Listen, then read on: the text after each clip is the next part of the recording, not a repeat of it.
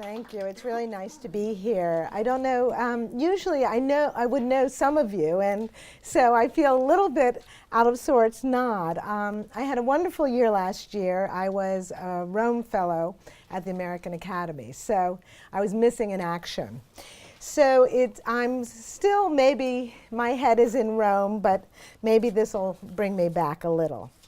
What I wanted to do is start, first we have the Roadrunner, and I want to start with a little passage by Jose Saramago from The Cave that was sent to me while I was in Rome. And bear with my reading, I'm not the world's best reader. And then I promise to show you slides. And what I'm going to do is I'm going to show you early work,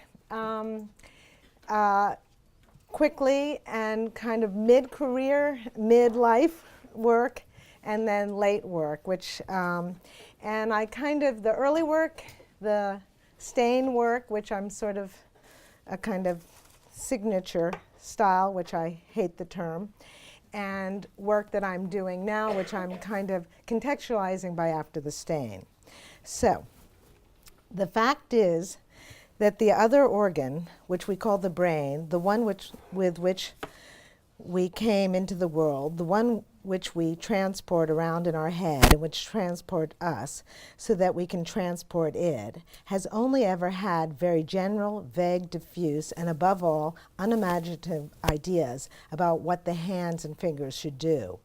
For example, if the brain in our head suddenly gets an idea for a painting, a sculpture, a piece of music, or literature, or a clay figurine, it simply sends a signal to that effect and then waits to see what will happen. Having sent an order to the hands and fingers, it believes or pretends to believe that the task will then be completed once the extremities of the arms have done their work. The brain has never been curious enough to ask itself why the end result of this manipulative process, which is complex even in its simplest forms, bears so little resemblance to what the brain has imagined before it issued its instructions to the hands. It should be noted that the fingers are not born with brains. These develop gradually with the passage of time and with the help of what the eyes see. The help of the eyes is important as what is seen through them. That is why the fingers have always excelled at uncovering what is concealed. Anything that the brain in our head that appears to have an instinctive, magical, or supernatural quality, whatever that may mean, is taught to it by the small brains in our fingers. In order for the brain in our head to know what a stone is, the fingers first have to touch it, to feel its rough surface, its weight and its density, to cut themselves on it. Only long afterward does the brain realize that from a fragment of that rock, one could make something that the brain will call a knife, or something it will call an idol. The brain in the head has always lagged behind the hands, and even now, when it seems to have overtaken them, the fingers will still have to summarize for the results of their tactile investigations. The shiver that runs across the epidermis when it touches clay, the lacerating sharpness of the graver, the acid biting into the plate, the faint vibration of a piece of paper laid flat, the orography of textures, the cross-hatching of fibers, the alphabet of the world in relief. So I'm going to start with the early work. And when I moved to New York, I hadn't studied sculpture, and I was really interested in sort of things that I didn't know. And it was the time of appropriation and pop. And for me, it was kind of trying to get a vocabulary. I was interested in very simple form, not at this point in color. This was a piece called The Daisy Train, and it was appropriated from Andy Warhol. And what I liked is it kind of went through, it was a chart through dingbats, which are graphic design signs, and form. So at that point, this was in Italy, and it was a show that had, and all of these were fabricated by pattern makers, not by me. I wanted this kind of machine, this distance of hand, but I wanted this kind of simple gesture. So this piece is called Joe Penny. And what it was is Joe Penny, the title is from a Raymond Carver story. And what I loved is a man who fell in a well. And every time you looked up, I thought the different kind of patterns. So at a certain point, too, I had gravitated toward sculpture because I didn't know anything about it, but I wasn't really interested in making sculpture. But I wanted a sculpture that wasn't monumental. I wanted a kind of fluid gesture. You could move these, you could rearrange them. I didn't like the kind of monumental, the kind of, I wanted a kind of, to be in this world of the familiar and also the very fluid forms. So these are a pocket full of posy, and it was at Snug Harbor, and it was a sculpture show. And what I wanted is to put this little patterning of flowers, which were taken from Andy Warhol. They were cut out, and they almost were like a little charm bracelet for Madonna. So at a certain point, that's the fabricated work, I was interested in found objects. And slowly what kind of accrued. I was getting interested in color, in stereotype, in the simple form. So this was a target that was made out of about 500 flowers, little pinned Mexican crepe paper flowers pinned to the wall. I like this idea that it's a wall flower. Each one had this one was mixed emotion. It was all the color. I would draw circles on the wall. And it was like a rose is a rose is a rose. And each time I did them by hand. Maybe the obsessive behavior was starting. And each one sort of paraphrased. I had white, which was a cliche for virginity, each one. But what I was interested in, it was a beautiful target. So here you have the wall, the woman who wasn't asked to dance, being the beautiful structure. So with the found, I was interested in kind of exploring materials, just everything that was out in the world. So this is called the table of color. And this was stuff that you would buy from Hallmark. It looks like Team Colors, something I was interested in, but it's kind of elevating the fluff, elevating the kind of inarticulated just fluff.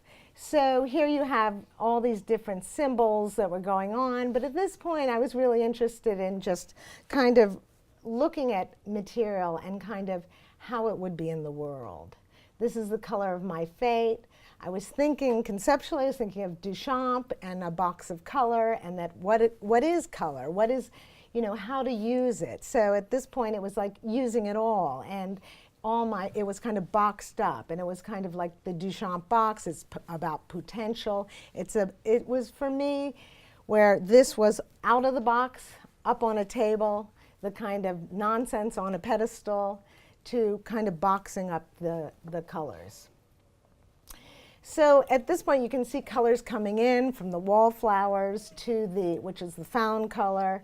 I was getting interested in my hand. I had been away from hand, but slowly color and making were things that I was getting interested in. This is called the carpet of color, but if I was going to reinvent craft for myself, and it's making things very fast, making things very fluid, and in the world of domesticity, and in the world of the everyday and the familiar. So I was trying to bring that vocabulary into my work. So this is the first show of the stained pieces, and it was called The Blot on My Bonnet. The early work, and since I had worked with wood, but then I was interested in fluidity of form. I really was not, and also I had studied painting and printmaking and was really interested in, okay, if I'm bringing color in, I'm interested in kind of this hybrid territory. And it was the time installation was coming in. So I wanted to bring installation in. I was interested in sculpture. I was interested in form that wasn't on a pedestal, that was very fluid. So I liked the world of habit and order, that I could just, this is the world of the floor, which was for me this kind of irreverent, interesting place. I could just throw the fabric on the floor. I was looking at, I was very fortunate to come to New York at a great time when there was pattern and decoration, a wonderful movement that I was interested in, but there was also the post-minimalists, there was minimalism, there was Linda Benglis, there were a lot of artists, Richard Long, people that I was really interested in, and I was trying to kind of make sense of all this and interested in not painting on the wall necessarily, but trying to get all these different mediums into the work. So when I first started dyeing the fabric, and this is crushed stretch velvet, and I meant to say if anybody has a question, if I go too quickly about time, please, this is a small enough room we can. So this is, you know, walking down Canal Street. I always say that there's the generation like Judy Fath and that I was influenced by that really were getting everything on Canal Street, like plastics and things like that. But I was walking down Broadway, and that's where all the fabric stores were. And I had just by accident bought this kind of liquid dye, and I had no training with textiles, and I always say that I'm a kind of bad craftsman, and maybe even some people say a painter with problems. So what it was is I just opened up the dye and started spilling it. And this is called Sleeping Beauty. It was all the very pretty colors. This was sort of the transitional piece and maybe the most important of the early pieces, called The Dwarves Without Snow White. For me, the colors were beginning to take on the role of the emotions, the missing Snow White, and there is one extra one, which was for good luck. So on one hand, the painted the kind of box, almost a paint box of color, with the color on top, thinking about a hope chest, and thinking about dread too. But that was, you know, I love the minimalists, but that was not my world and not what I was really that interested in. So I was really on this learning on the job. I was asked to be in a show out in Uptown at Columbia University, and so it was, I could do whatever I wanted, and I just decided to make a series of flags. The flags were there, it was the International House. So I decided, what was interesting is I was really interested in still life, and that was my way of entering installation. So I made 3 sets of flags, all using different colors and different colored fabric, but it's synthetic fabric. Everybody thinks it's not natural, it's synthetic. But what I loved is the kind of way it worked with light, and here you can see. So each set was 9 different sections. There was a pink section, this is the white section, and an off-white section. And early on, I would just tag them with the kind of my rags. So one was over the banner, one was thrown on the floor, and if you think of flags, you weren't really supposed to do this. So there was this kind of world of irreverent behavior for me, putting on something on the floor that wasn't really supposed to be on the floor. These are over a banner, but really it was the floor that I was getting interested in. This work was starting to be contextualized by painting, which was a very exciting place for me. I always say I like painters, and maybe they like me because I don't take up the wall. And so from here, this kind of idea of a fallen painting. So the fallen painting, for me, is this, again, this idea of the fold, of slippage, of the fallen woman, which is something that I really like. You know, here I am in this territory that's kind of interesting. And then also there's this unpredictability and just this kind of beautiful spill too. So at this point, I was just really not knowing at all what I was really doing, and kind of doing the opportunity. This is this is this. And so by the opportunity, kind of making those opportunities and learning from those opportunities. So this was an early art fair at the Gramercy Park Hotel. You can see Elisa Yuskavich there, and I got best bedspread by the Village Voice. So for me, it was really interesting to take this work out into the world, Here it's really a series of flags. Here it's a fallen painting. Here it's a bedspread, and it's a sculpture.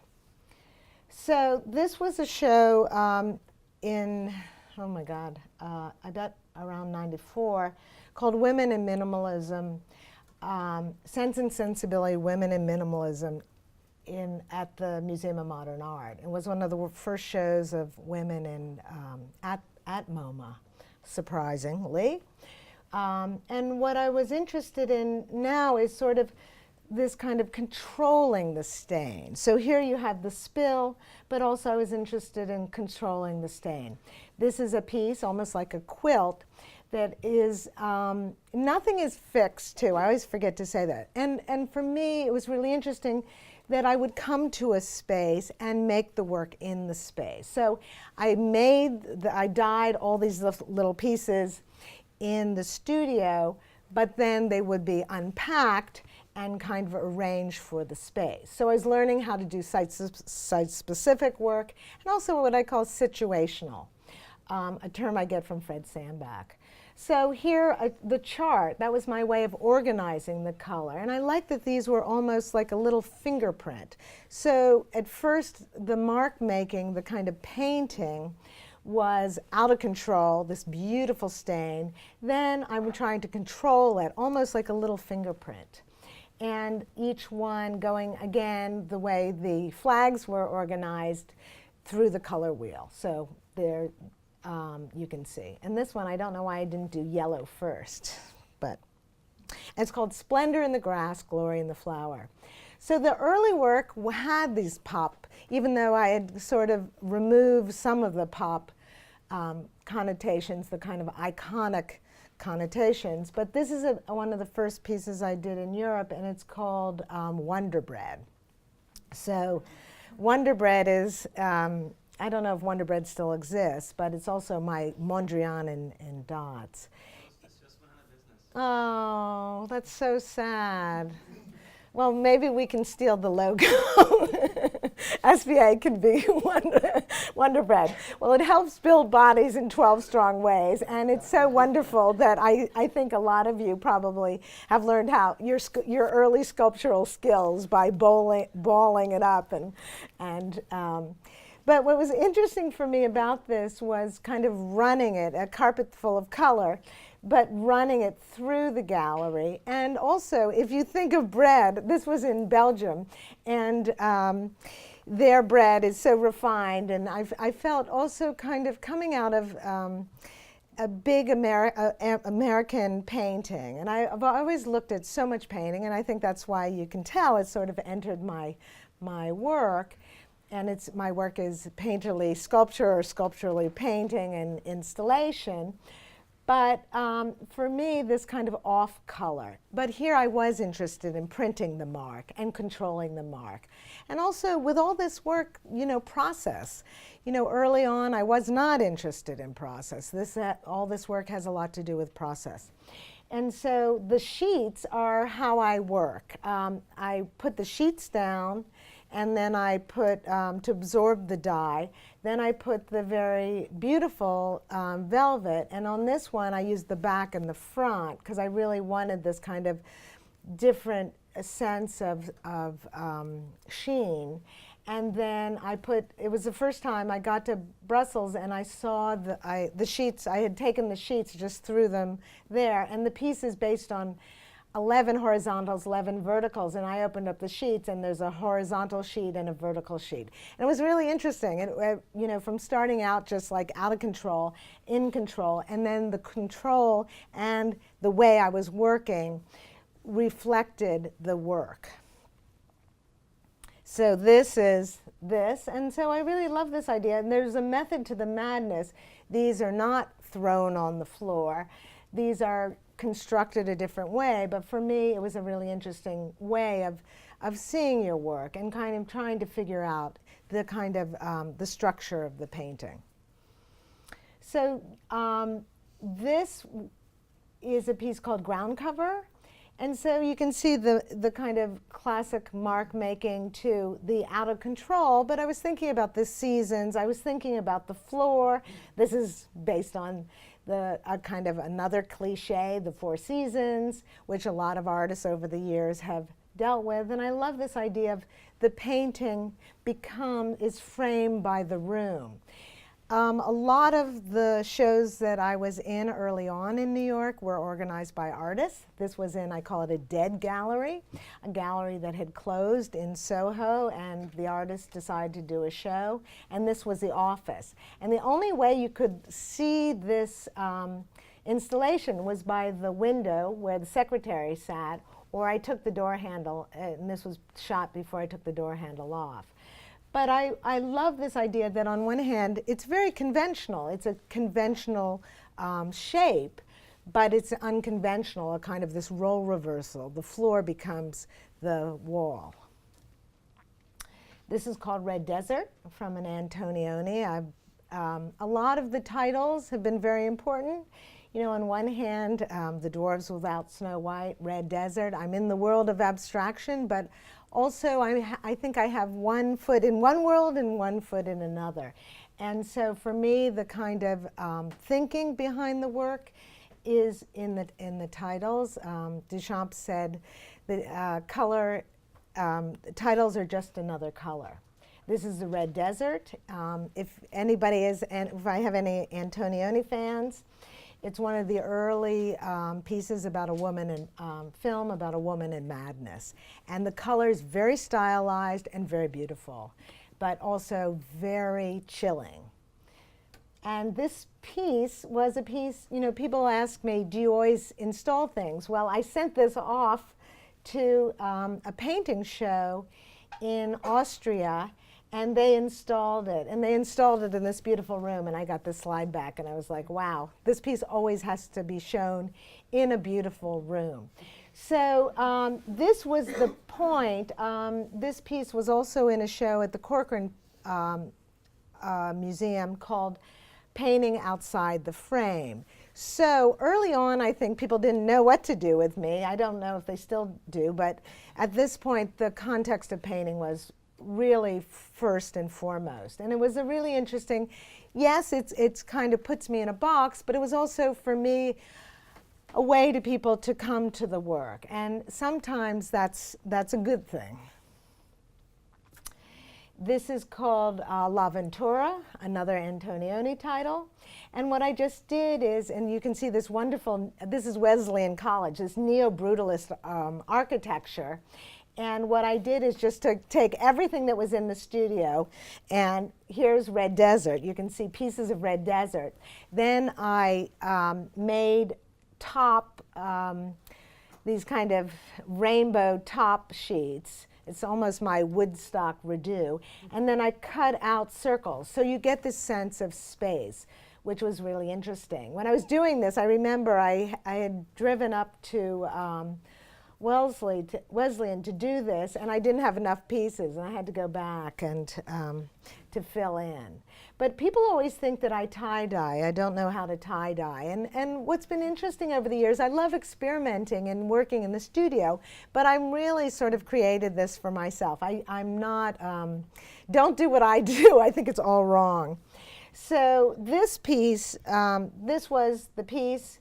10 years later, this was a piece, it's now called La ZP, I'm not sure what the La is, but the ZP was Zabriskie Point.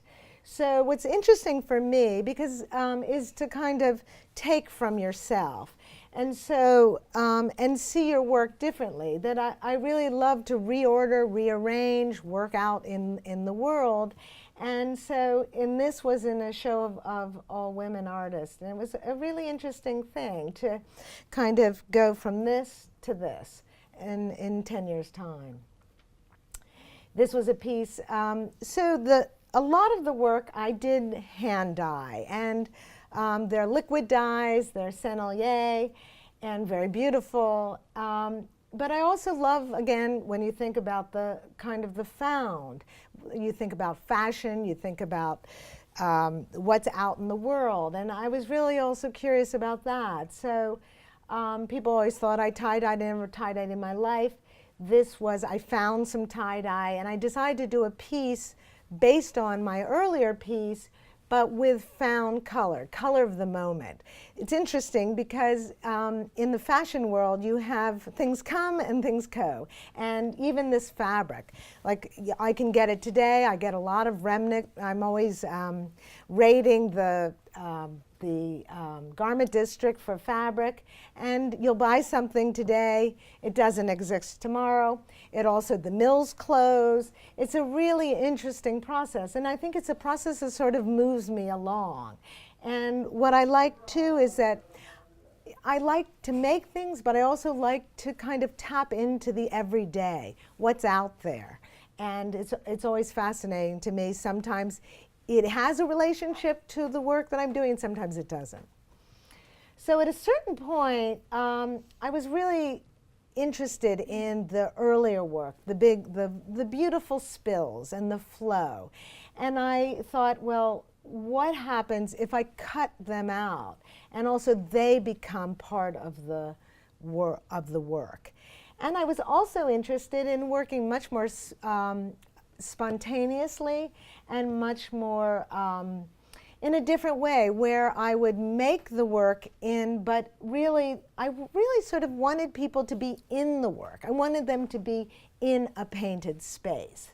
So this is the first, it's called Eclipse, which is an Antonioni title, and it's about an end of the love affair to the beginning of a love affair. So what I did is just madly dye things and cut. And the sections go back to sort of the sections in the earlier work.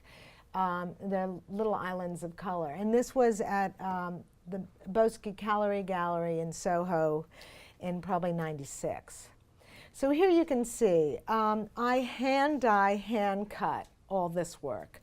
And I put it out. So it's really spontaneous. It's really this kind of process that I go through. So it's almost like making a painting out in the world each time. So it was curious too that from this, which was a solo show, I was asked to be in a show about painting called Painting the Extended Field, referencing the Rosenkrantz essay, that was in Sweden. So what was so interesting, I was like, well, what does this mean, and what's innate to the piece, and what's different, and what does this, and it's interesting that the floor really becomes, and the space, and so there were still these kind of sections that were determined, but now the kind of spatial things came into play. So I was honestly making it up as I was going, and it was a very exciting time. This is a little show that was on St. Mark's Place. Since I cut and hand cut, and you know, they make up, all these little pieces make up a whole. But I was really interested in these idiosyncratic marks, because now these are my paint strokes. These are my marks. So I decided to do a kind of hieroglyphics of my marks, and it was made, a friend of mine had opened up her apartment to installation. So I made tablecloths for her, 7. Each one I Xeroxed the stains, cut them out, and Scotch taped them to the tablecloths. So she had 7. So, and she could rotate them. But I like this idea of charting. You know, there was something so interesting for me that these were such beautiful, kind of idiosyncratic. And you never get, I love this idea of the whole to the part. And also black and white is a very interesting way of looking at your work. So a lover of painting, people who I think about all the time, this is Amy Knoebel. They're called Grace Kelly. And this is a piece called Compulsory Figures. So at the same time I was dyeing, then I also would go back to just these kind of little sweater sets, or the compulsory figures is a skating term. And I really love kind of these kind of strict geometries, and in ice skating you used to have to do your figure eights, and so it's very precise and very controlled, and now they did away with that and it's all fluff. So I decided to do a piece just based on this kind of very simple structure. And if you can think of Ellsworth Kelly, you can think of Blinky Palermo, but also, again, where I had opened up the floor, I thought, to installation, so that the person, you, could walk through. You're almost a pinball. This is a different kind of fabric. It's found fabric, bought, but it's very reflective. So you kind of, the color follows you. So one of the reasons I really love the floor is it is a different physicality than the wall. You really do feel the floor differently. You look at the floor differently. You walk through the floor differently. Maybe you're looking at your feet, but it's a whole different thing. So for me, I really like this idea that you're almost like a pinball through that space. But also, I do like this kind of alien vomit too. This is called single gun theory. And at this point too, I really thought of myself as somebody who was sampling. Single gun theory was a band that was sampled a lot. And I like this idea of taking from a lot of different places, developing that kind of hybrid. And I also think I'm a hybrid conceptually and hybrid formally. And it was very important, and I was kind of very lucky that I could have this kind of geometry and kind of system, system that's not really a system. That's all the different colors in this color line. But I also, at this point, was no system. This was at the San Francisco Art Institute. So, you know, you start this and you're like, well, what is this? And it was interesting to me, this opportunity was a really beautiful opportunity because the San Francisco Art Institute is one of the most beautiful art schools in the country. And New York has New York on it, but San Francisco has the San Francisco Bay. So what's sort of the language of this field was landscape. So inside you have my kind of landscape, which was kind of referencing inside, outside the San Francisco Bay. In, again, this brutalist architecture. Very large scale piece, maybe one of the largest I've done, and it was all dyed. And what you can see too is there are very large sections, but they're very, very small sections too. And it was all in blacks and very kind of blacks, blues, grays. So upstairs where, again, I had the kind of compulsory figures to the single gun theory, I really loved having the kind of landscape, the night, to, this is called the space between two chairs, which a friend said, what's interesting for me that he said I'm a kind of the in-between space. And so these are just little paintings. They're the colors of the time that they were done, that I could buy. And I dyed little dots, and this idea of matching the dots to the color. So it's also when you dress, how do you dress? You sort of match your colors. So I like this idea. It was kind of referencing clothing, but they're kind of just little paintings. Somebody called them my Hello Kitty colors. This is a piece called Ice, and at this point, I got really lucky. I found I could get 103 colors. So I'm one of these people who really loves this idea of possibility and seeing everything. So I took those 103 colors and I decided to make almost like a color chart. But I like this idea that could I have the organic mixed with control? And it's called Ice because I love this idea that you have a plane in the Arctic and it seems like there's nothing, but under it, it's all these crazy things happening in life and molecules, everything. So I wanted to make a piece that's really a color chart. And so the early Warhol appropriation piece was, in a sense, a chart. But this was a color chart.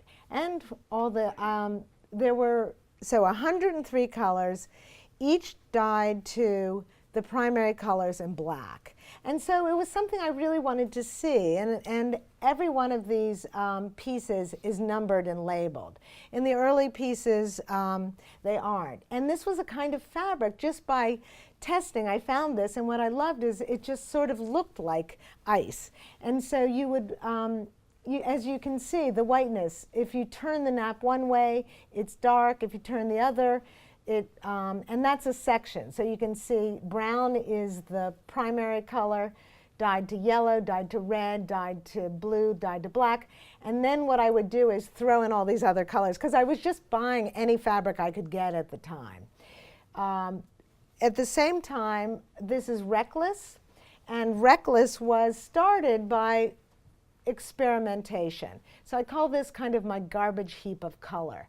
And what was interesting too, this kind of, the structure of it, at first it was in a gallery in New York where a friend said, you make everybody feel like a wallflower because there was no room for anybody. And then it went to the Whitney, which was, yes, a wonderful experience, but what I loved is it had Breuer's floor. So I decided this piece now always has the structure underneath of Breuer's floor, a grid. So this is Reckless, and Reckless is about an affair between an older woman and a younger man. And what was great is this was the inaugural show in Finland of Kiasma in Stephen Hall. And I've been very lucky over the years. It was really interesting. It was very exciting, too. I was the first person in this space ever. And I could take an elevator up, work on it, and then you could also, and people could see it this way and they could see it that way. And you can also see, this is I call it, when I use this fabric, my loud and obnoxious fabric, but it's really beautiful. It has this kind of crushed texture. So for me, what was interesting is also learning a lot about light and color, which is something people don't, when they talk about color, they don't usually talk about light. So it was something I was learning about, too. So the show was in at the Albright Knox in a show called Extreme Abstraction. And it's now in the collection of the Albright Knox, which has a wonderful collection of American painting. And it was a great show, because what they did is they just totally rehung the whole museum. And they told me they were going to put me with Jackson Pollock, and it really, in an interesting way, was so wonderful. Here you have the white floor, where this piece had originally been made for the black floor, and then you have this kind of modern gallery. I think it's Breuer, and probably not. I forget who the architect was. But I said, please don't put Pollock there while I'm working, because it is a bit intimidating. But it was just an amazing experience. So these are kind of clusters. And about 10 years ago, I had a survey show, and this piece was in the survey show. So it's interesting for me, the kind of this to kind of the context of how the work's gone out in the world. And I've been very lucky, and it's just been really interesting. So sometimes I say, I hope I'm channeling Pollock, you know, that the way I make these is all these scraps are in boxes, and then I make, you know, every piece is not in, nothing's ever adhered, and nothing's ever glued down. So it's very physical, very kind of hard to get into that mode. It's remaking a painting every time. This is called Split, which was the night with fingers. This is a detail, and I was interested in how do you control, this is almost like a comic character coming out, this kind of Darth Vader. And then I had these fingers coming out. So I had been contextualized by painting, but was also interested in this kind of learning to make other marks, like lines. This is a piece called Bones, and it was a show at Bowdoin College called Skin and Bones. And like my box, I like this kind of dumb object. And I sort of miss the kind of physicality of sculpture. So what I did is I got the fabric and I just dyed the kind of lines through it of color.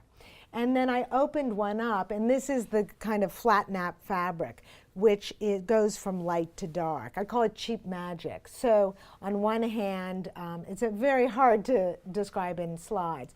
But I was interested in, like the box, this kind of, you don't know if it's filled with anything. But what I liked is that it's more about the viewer's imagination. I think I give a lot to the viewer, but I really am interested in this kind of sometimes withholding and really interested in your imagination besides mine. So at a certain point, and the comic, seeing The Road Runner, and it was a show that I was in at the Modern called Comic Abstraction, which was a really interesting show. And one day, and a lot of where I get all my information, and I'm sure a lot of you do too, is NPR. And I was listening to an interview with the creator of the Powerpuff Girls. And I'd never heard of the Powerpuff Girls. I thought, oh my God, here it is. Again, like the wallflowers, this kind of cliche, or Barbie. It's, women in hair color. And that's your, and what was interesting is it was a young guy who I think was very art suave. He went to Cal Arts, I forget his name. Maybe somebody knows, but he said it took him 5 years to get the Cartoon Network interested in a cartoon for little girls. And I thought that was crazy. And he said, the Cartoon Network thought they'd be a turnoff to little boys. So I decided to make a show about the Powerpuff Girls. And it was a way for me to make a sculpture installation with 3 different things. Each one is, what I like is different color systems. It's 103 colors, each one dyed to match the hair color of a blossom or, the different ones. And each one's a spiral too. So, and they follow the color from yellow to black. And then I think I wrap it around with the color. So what I liked is this idea that they would kick ass and almost the color levitates. This is Big Blossom, and a friend of mine, wonderful artist named Cornelia Parker, who has had a gallery in her home in the East End of London. And so this is Big Blossom, that's her. People always think it's me, but that's Connie. And this is Blossom. And Blossom was in the show of Comic Abstraction. So here you can see the shift of color. So what I like about the shift of color is that when I'm setting this up, there's always something out of my control. So if I was totally crazy, I would control that and say each, and I forget how many sections there are, but I'm really interested in this kind of giving up to chance a little. And so when I set them up, it's always nice that, I walk around and I don't know what's going to happen. Sometimes I'm more conscious because I like the dark over light, but it's almost, I just want to go to a certain place when I'm installing these, not to control it too much. This is, you can kind of see, it's a kind of all over process. So these started out reckless. Then I decided they were my punk rock pieces. And here you can see, this was one of the first pieces. It's called Gun Club. Gun Club is an LA rock band. This was shown in LA. What I was getting interested in is the structure and out of control. So for me, this was one of the first pieces contextualized by drawing, and this was in a drawing show. First it was by itself in LA, then it was in a drawing show. This is a piece that was at Triple Candy in Harlem. It's Today I Love Everybody. At a certain point, I was really getting interested with the drawing in mark making, and asterisks are a really interesting sign. They're about going elsewhere. This was a time that I was really just, I think we had, the country had just gone into war, and I thought, well, how do you make yourself feel better? And I thought I'll make a lot of asterisks and then I made these kind of dinosaur flowers. It started out in a show, Triple Candy. Then it went to a show called Optima in Marfa, Texas. What was interesting, I had no idea these kind of funky flower shapes were going to happen. I just took all these pieces. They're organized by color. I just dyed a million asterisks and then organized them into flowers. So around this time I was thinking, and I think, I showed the early work because I'm still thinking about that. That's sort of my place that I go back to and pick from. And I think in all of you, if you look back in your work, there are things like, why didn't I go that way? Or it's interesting that I went this way. The flowers became interesting to me because they started out from Warhol, then the wallflowers, then to this idea of flower power, and into this kind of sense of doodling. And everybody doodles. And I like this idea that there's something very approachable about flowers. There's something, everybody doodles.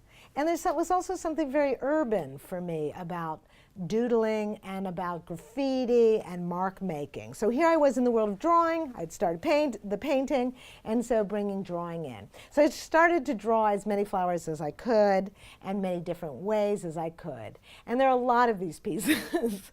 And so this was at Mass College of Art. And what was really interesting for me is I didn't start out installation. I started out with the Polaroids. These are 2020. And they asked me to do an installation. I said, I don't want to do an installation, but I know you have this 2020 camera. Can I use it? So what we did is, these are 1-to-1. I was drawing these. I had no idea what was going to happen to them, whether, I was just playing in the studio. And they first became Polaroids, then the floor work. This is in Valencia. And one of probably the only second piece, and it was a piece called For Alice from the movie Alice in the Cities, the Wim Wenders. And watch it and maybe you'll sort of understand that there's a really kind of magical, it's about New York City and a little girl in New York City. And what happened is I decided, I was in the Valencia Biennial, and I decided I wanted to paint the flowers, and I wanted to do glow-in-the-dark flowers, but there's this thing called light pollution. It didn't work. So, but what's interesting for me about this is that my pieces got graffitied, and I like this idea that with most of my work, this kind of experiential thing. That it's not about the end, it's about the journey and what can happen. And so that this can have a life of its own. One of the things I forgot to say about the drawing is I really think that drawing is important. And it's really this kind of zone that you can go in. And for me, this work was so much about this kind of almost like zone of line making, and color wasn't that interesting, but then this, the kind of graffiti and somebody else's graffiti, and I love that it got sculled. Here you can go. And I chose this wall because of the graffiti. These are a series of flags I did, flower flags, flags of revolt and defiance, and it went to a Biennale in Poland. So what was interesting for me, going back again to the early flower work and seeing what I could get out of that. And so these are the kind of last of the flower pieces. It's called Pink Crush. That my interest really was going away from line, but back again to color and light. So this was in the Regarding Warhol show, and at the Met, it was in last September, and here you can see Koons and Murakami. So it was a nice context, and the piece is called Pink Crush.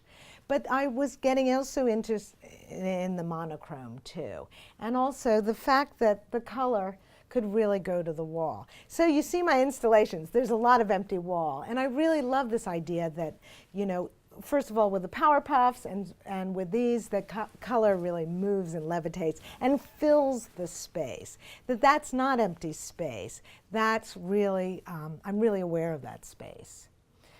Okay, so this is sort of my midlife crisis work. And so we're, which is recent. No, so we're entering the real, this.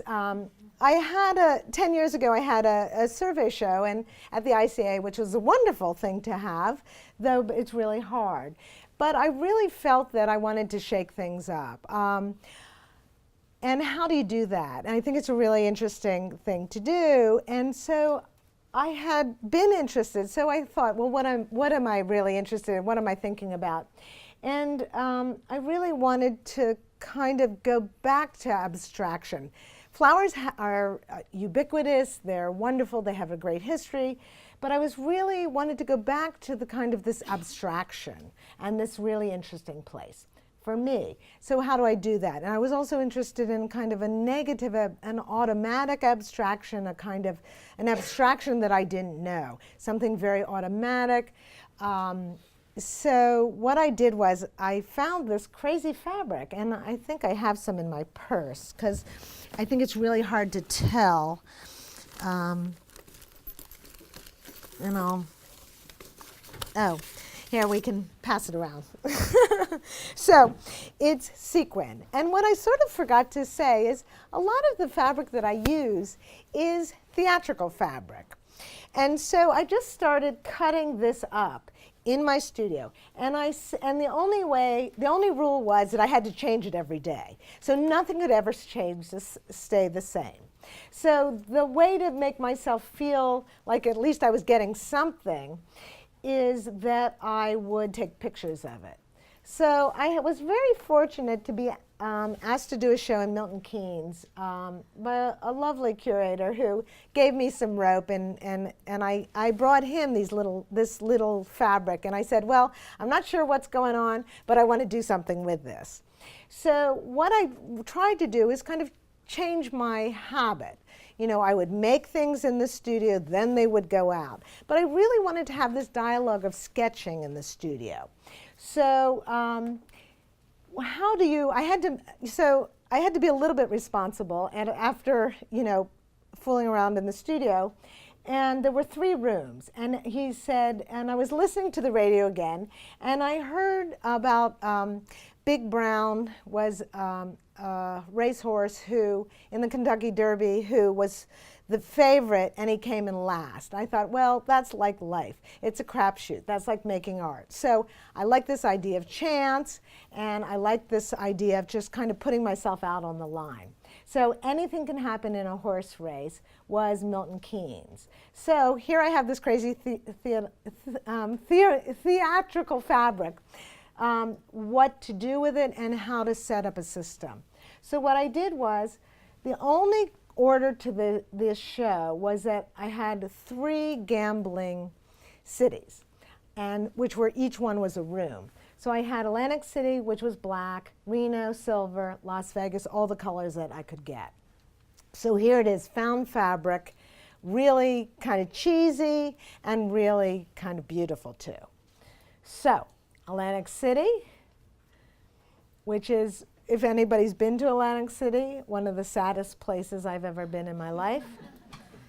And what I did was, so just take fabric to a space and cut it for the room. So yes, I'm doing what I used to do, but I've sort of pulled the kind of, I'm relying on the art gods, and I'm sort of pulling the habit away. This is Reno. If anybody's ever been to Reno, it's a beautiful light, a city. And I'd been to all these cities, and I really love this idea of adding chance to the work and also upsetting my kind of habits and order. So this is, we did catalogs, so, and all of these things were not about the end. They were about me going in, doing them. This is Las Vegas, every color I could get. So you can imagine it's a really scary thing to do. These are the first shows where this, I'd been working in my studio, cutting, very improvisationally working, but then to get to a space and have to do this. This piece I could do 150 ways. I think it's very uptight and very self-conscious. This was at the same time in another curator I was very lucky to have, trust me, and a painting show. So the one was a solo show, this was a painting group show, and this is called Not in Any Way, Shape, or Form. I think you get by now I'm a little bit contrary. I think I'm contrary in meaning and also contrary in I'm 100% contrary. So what I was interested in this is, and when I say a negative abstraction, that you have positive and negative and they're equal. So the cutout, and what I should show is, what I love is really seeing people in this. You're really in it. And it's probably the most radical of my work because it doesn't exist after the show. Here it is, and you can see a beautiful white box in Switzerland. So it was curious, so we have the showgirls. Now, for me, it was really interesting to kind of go to the titles, but take another step closer and have a kind of visual record too. So Stax Records. So where I had Wonder Bread, now I have Stax.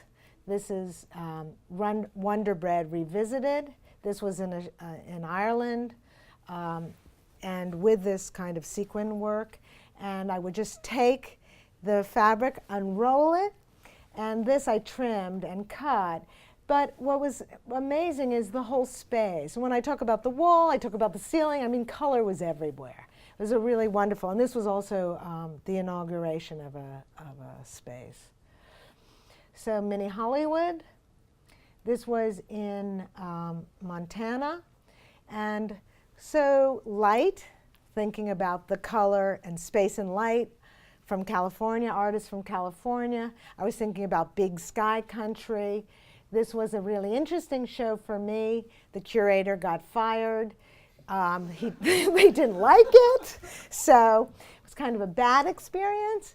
I was so excited and really liked it, but I always think it's kind of strange that abstraction is one of these things. You either kind of grow up loving it, or it's just a very curious thing for me. So these colors were all based on the kind of earth colors and colors that I thought of when I think of a rainbow or landscape, even the Hudson River Valley. And if you can see, kind of these cheesy rainbows run through.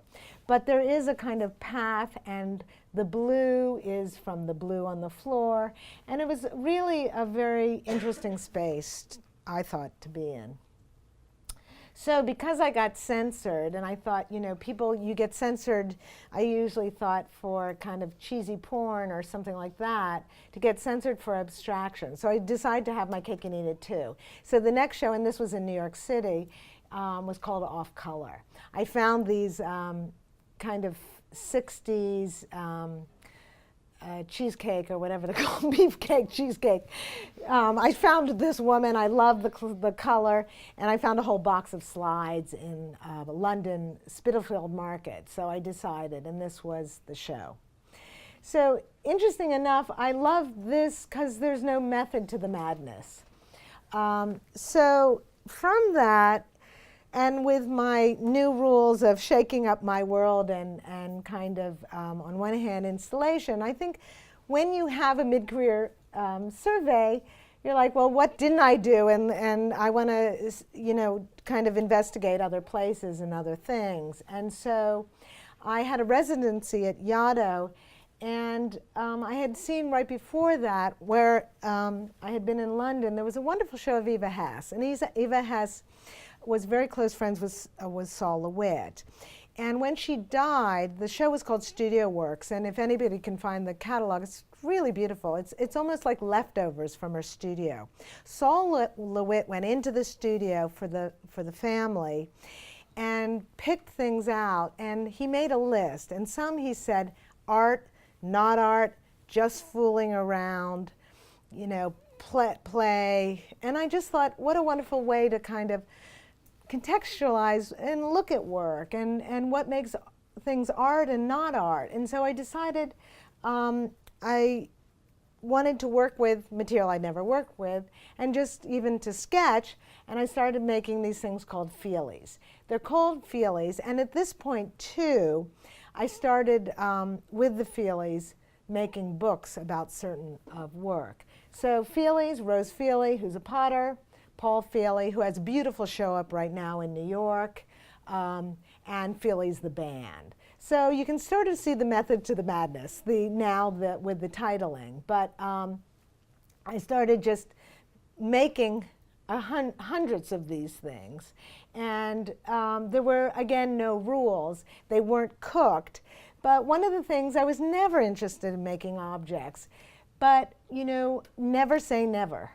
And these are uncooked because I like this idea that I can always change my mind. Again, like you can drop a piece of fabric on the floor, you can change it 100 times. With these, if they're soft, I can cut them up and I can rearrange them. And so they go out almost like still life too. And I think of them as little paintings. This was last show, before I went to Rome, I had 2 shows in New York, and this was at Hansel and Gretel Picture Garden, and one of the gallerists was an intern for me, and she had worked on a book we made of the feelies, kind of cataloging the feelies, because I had so many of them. And so she asked me to do a show, and this is what was going on in the studio, and they're called color revolts. Color revolts come from Flatland, which is a book about the 4th dimension, and it was interesting for me that just to, if you can see, I have this love of tactility, love of form, love of material. But these are pretty out there. These are just plasticine with glitter dumped on them. So they're a little bit out there, a little bit impractical. So, and they're shown on newspaper, which I kind of like, this idea that the news is underneath. And so here you can see. And just this kind of very simple, very raw form. It's just glitter and plasticine. And here you can see.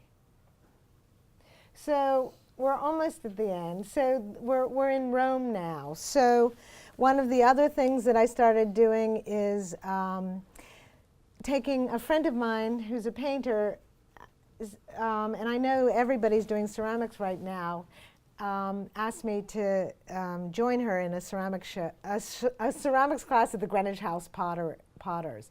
And then while I was in Rome, I've continued it. And what I love is that these are on the wall. I don't know why they're on the wall, but they're on the wall. And I think they really do. If you can see, the feelies, there's a relationship to the feelies, to the color of vaults. And they're titled People That I Know. So each one is a portrait. Because Greenwich House Pottery is on Ann Street. So when I needed titles, I love the idea that Ann is a person's name. So I took all these street names and then I made a little book of all my ceramics, and the graphic designer titled People That I Know, and which was curious because it was people that I don't know. But so just quickly, this is just a kind of off the beaten track thing. It was a book, Haunted House, where, as you can see, with stacks and some of the abstract work, I started collecting images. And so I did a show that's a book that is found images. I think the computer's haunted, and nobody prints anything out anymore. And so this was a show that was, you had to hike. It was in a cow barn in Switzerland. I provided moonshine. So the other thing that I loved is, so, you know, I think the computer's really interesting and addictive too. And I am a Luddite, but I love it too. And I think Google Image is amazing. So I typed in haunted house until I kind of had 450 images, and then we made a book. There was a pad, and what I liked is everybody got to take a picture. And so it was curious because I have these split. I think I have this kind of like over the top structure, then I have this kind of narrative that's running in my head, then versus abstraction. So these are this kind of crazy narrative. And so there is chance. I think that Google Image is really interesting. By now, there's probably more pictures about haunted houses, but here you can see. So there's no electricity, very primitive place, and it was also, this was also shown upstate in a friend of mine's little gallery. So the books have become really important to me and sort of followed the work. And there you can see, this was the original haunted house that I was inspired by. So I'm just quickly showing this because this was the piece that was shown in New York before I left in a painting show. This was in New York City, and this was just installed last week in a show called Rewilding Modernism, Clement Greenberg and Emma Lake, and it's in Saskatoon. So it was interesting because it got drowned in Sandy, and so I got back in August and remade it. And so it's kind of like a new old. It's allowed to sneak in. I'm after the stain, but this piece, and it's called, this was called Funky Town. This is Bring Back the Funk. So quickly, this is the most recent of the floor work. They're called ombres, and here you can see a little ceramics too. This was a show in Vienna where I showed drawings, floor work, ceramics, feelies, color revolts, and right now I'm really interested in marrying all these different things together. I'm from Philadelphia. Gene Davis, who has a show up right now, big influence, world's largest painting. I'm not sure if it still is. And this was 1980s. Now we're in Italy.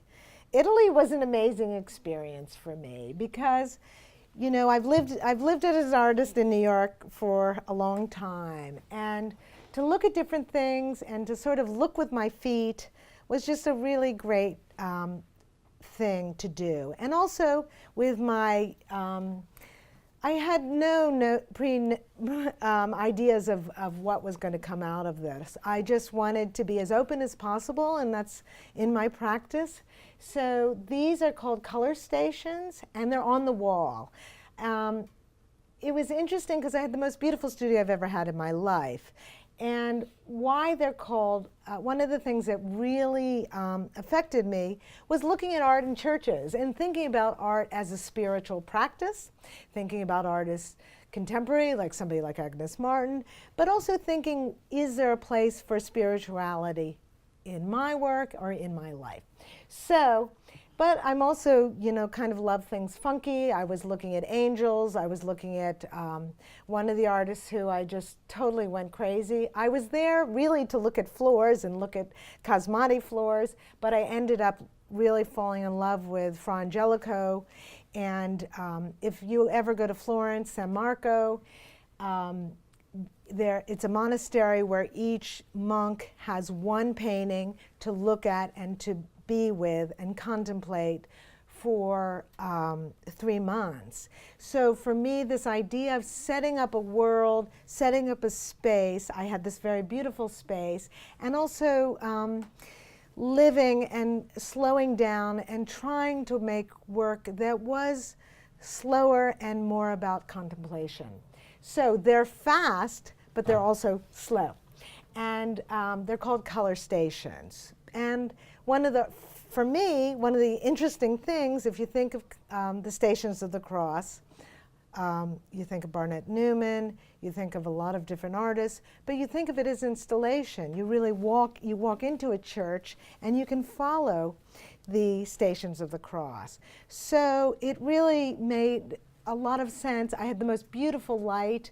I just like to look at these things. I was thinking of angels, I was thinking of drapery, I was thinking, these are really my Italian colors. They're not pop at all. They're found.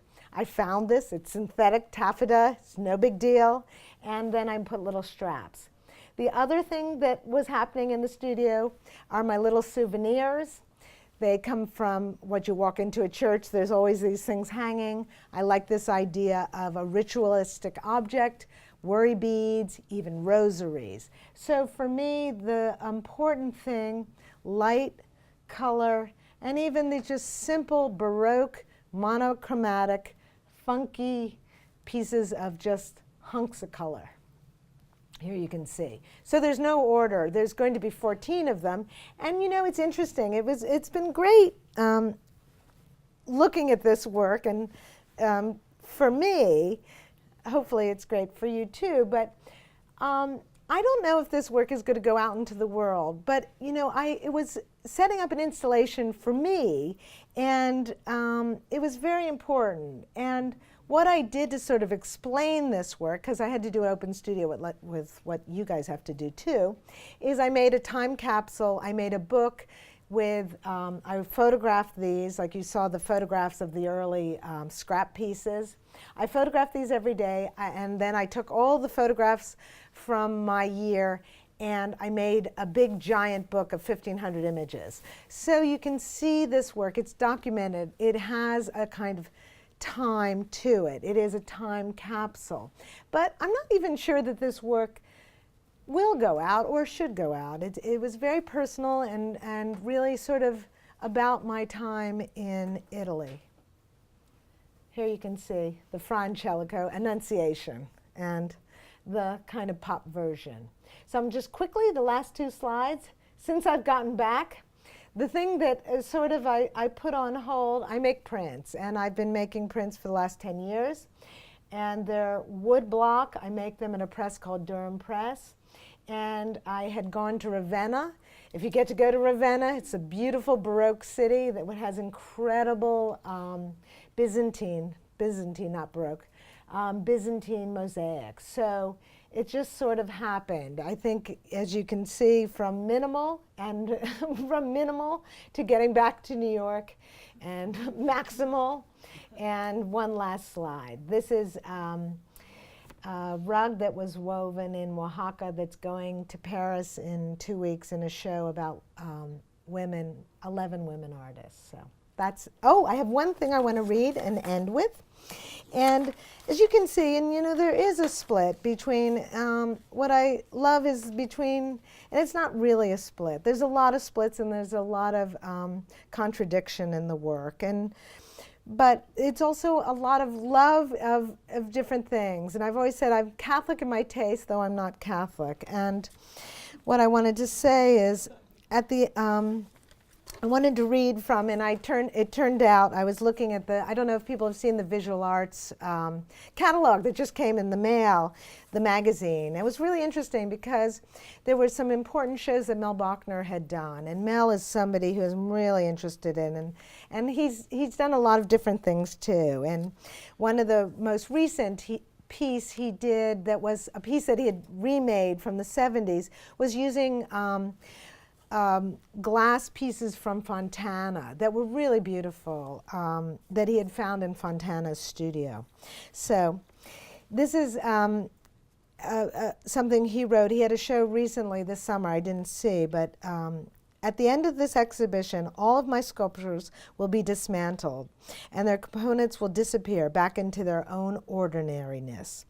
All that's left will be an idea, a scratch on the surface of memory. Of course, the irony is that without the object, there would be no idea. But without the idea, there would be no object.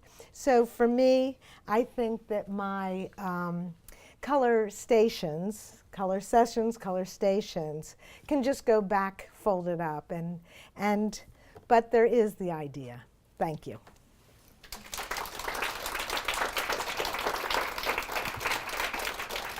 questions?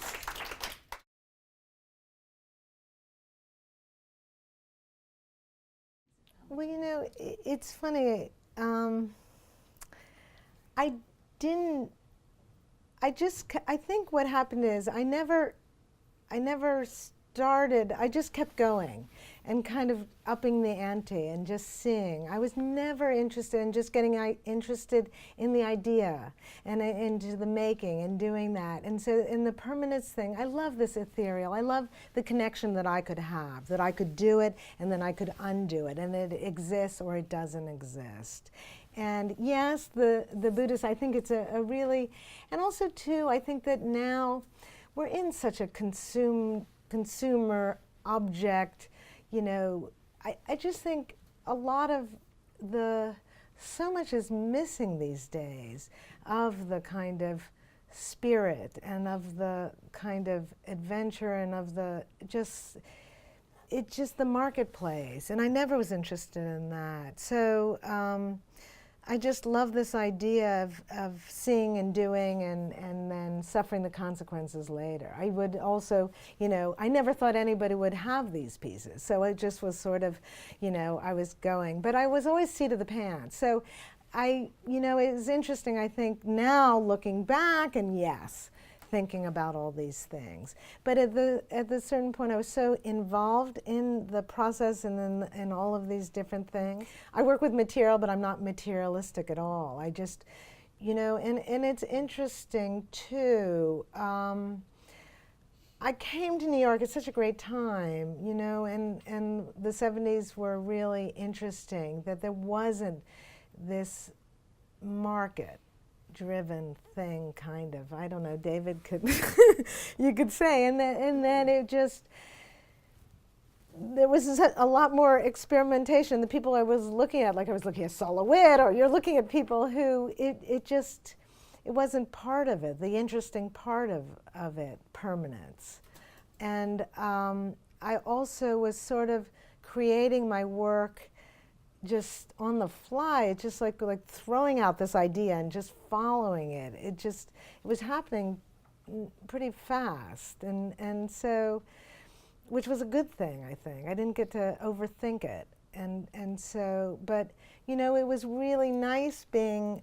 Time is a luxury, and I think for me, being in Italy and having that time, but thinking, also labor. It's funny too, and people look at my work and probably the most kind of accessible thing is the labor. Oh, wow, and that's the thing I'm the least interested in. I was interested in being with it and all these different other things and the connection I have to it. And so I maybe reacted against that, and the newer work is very, very simple. And I was like, and just like the color revolts, can I sort of get away with this? It's just so beautiful, that just simple, just the doing and you get it, so that's, I don't know. You're welcome. Thank you. It's a nice question. Maybe we'll go to angels. I love that.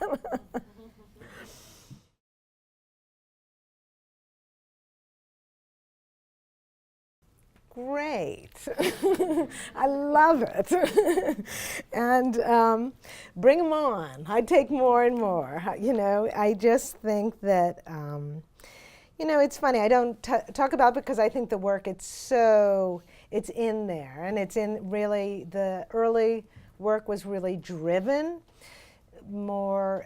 It was more kind of, I was not interested in monumental things. I was not into permanence, and that is maybe some kind of gender-related thing. I wasn't, and now I love all that work anyway, but, I was kind of rebelling against this kind of male, kind of patriarchal art world that I had come into. And I was lucky too, because I was looking, well, who teaches here? Jackie Windsor. I was looking at a lot of women. And so, but also interested in a lot of other things too. So yes, the work has a history with craft, has a history with women. It has a lot of different histories. So It has history with painting. So I was interested in all these different things. And so my feminist beliefs, I think I'm very lucky they're in the work. And I love showing with women. They're some of my favorite artists.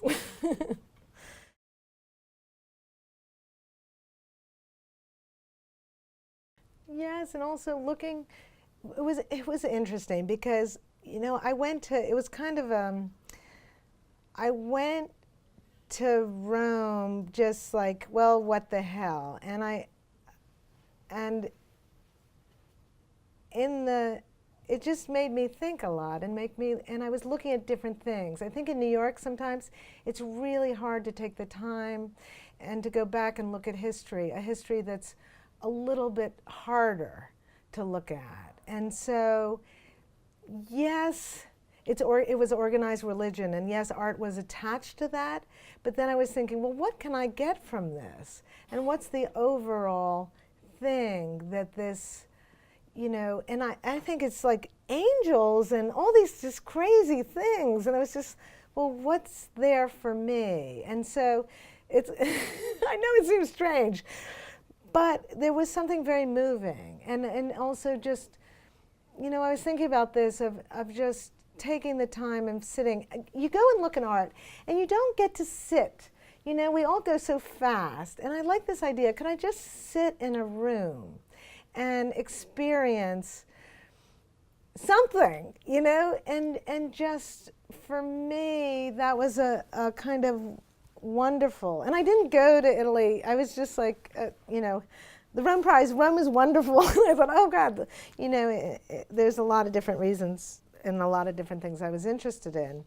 And then when I just sort of, I have this new thing that you give yourself over to something instead of, I've been so much, and you can see, resisting things and kind of against so many different things. And then at a certain point when I got to Italy, I love this idea of just kind of getting into it and seeing it and trying to figure out if, and also in a maybe selfish way, what can I get out of this? And it was a really interesting, because, it was really strange because I wasn't in a real art community. There's, yes, you're in Rome, it's a really touristy, it's not contemporary art. It was interesting removing myself from contemporary art. I thought, and I love contemporary art. What I love about New York is, and my whole education is just going to the looking and just walking in and looking. But it was a different kind of looking, and it was also being around people who, I think they walked into my studio. It's like, what the hell is she doing? And it was interesting. We're usually among our people. And then I was like, so it made me sort of toughen up and really question what I was doing. And that was a great thing. It was really interesting. I really value that experience, and it was really interesting. So, and I remember it's funny, I had a conversation with a friend, an artist, and she said to me something about, she's a very spiritual person, and I said, I'm not spiritual at all. And she was shocked, and I didn't know she even wanted to be my friend anymore. And then, and I'm not reborn, let me tell you. But I think it was just really interesting to just give yourself over to some things.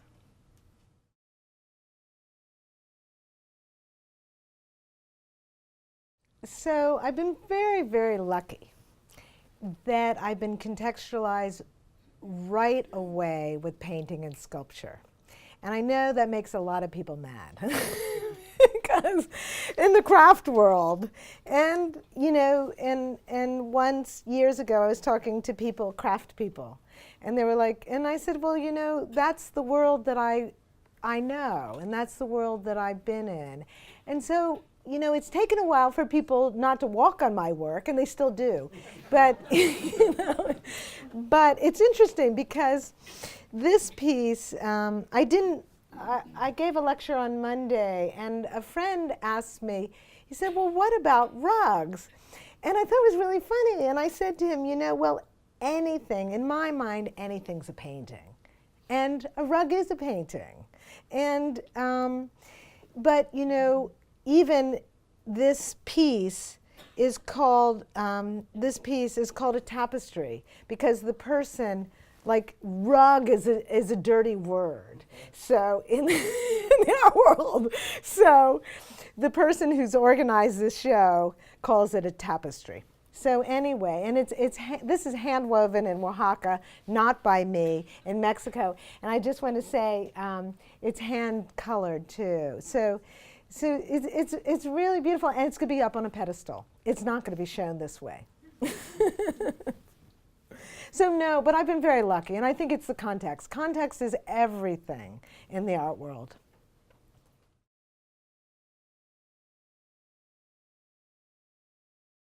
Yeah, it's the light. But what's interesting to me too, because in the old days, sequins were such this kind of crazy labor that sequins were hand done.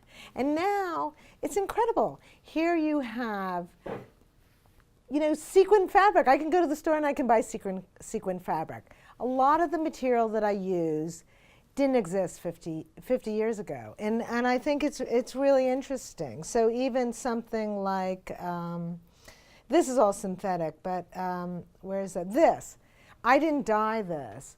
But its relationship to abstract painting, if you know abstract painting, there was a whole movement of spray. This is called ombre. I didn't even know it's a fashion term, ombre, until a friend, I thought he said ombre meant this, oh, beautiful. And then ombre is, for me, I was really, it's history in painting, but also it's history in printmaking. There's a thing called a split fountain, and a rainbow roll, and I love those things. You know, I'm into the kind of cheesy, simple, crazy things. So, you know, I love just give me a rainbow roll any day. So that's, but I didn't, you know, so here I am, I'm making a painting. I went to the store, I bought this fabric. It never existed, you know, it was, maybe it's even last year's thing. But I just loved, you know, just this kind of relationship between these two. And my friend who asked me the rug question, he also said that he thought these looked like rugs. So, anyway.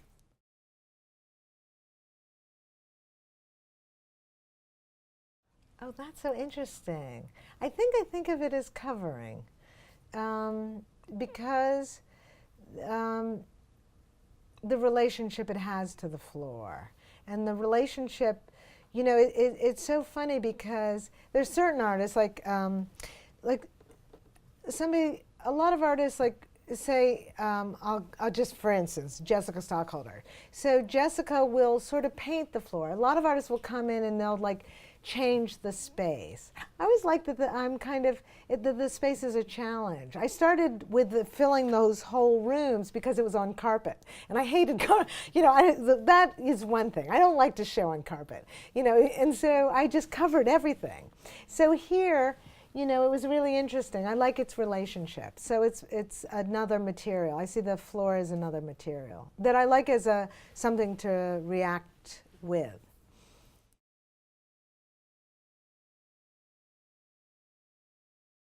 No, but that's really interesting. I have to think about that. No, I don't. You know, because a lot of times when I'm doing things like the Power Puff, that the color levitated, it was just a kind of surprise. So I like, and also, you know, the Power Puffs went to Power Puffs. I started making those pieces, then the kind of, so sometimes the title comes first, sometimes later, and sometimes it's sort of a kind of, there's not a method to the madness. It's sort of, there's not a rule to that, too.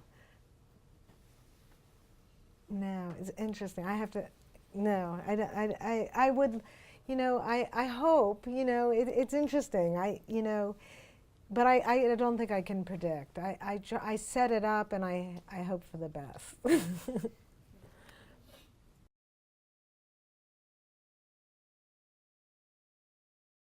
The interesting thing when why there, when working with curators, and it's and also the opportunities.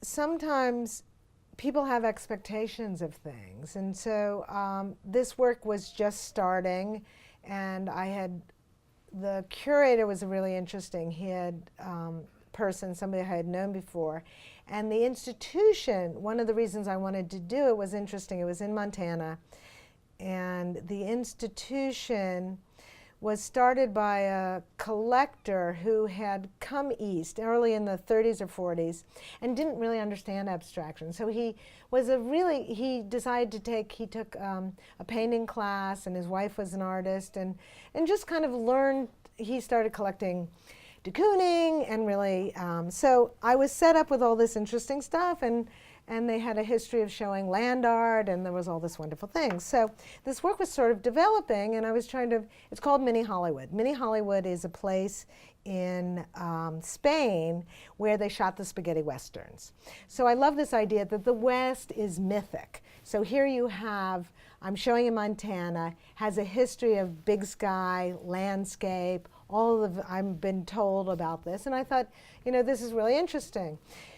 So it turned out, I think what they wanted, and there was a director, and there's an article, somebody wrote about this because it was just so bizarre, that it was a new board of directors, and I think she had an idea of what I was going to do. Maybe it was the flowers, maybe it was this, I don't know.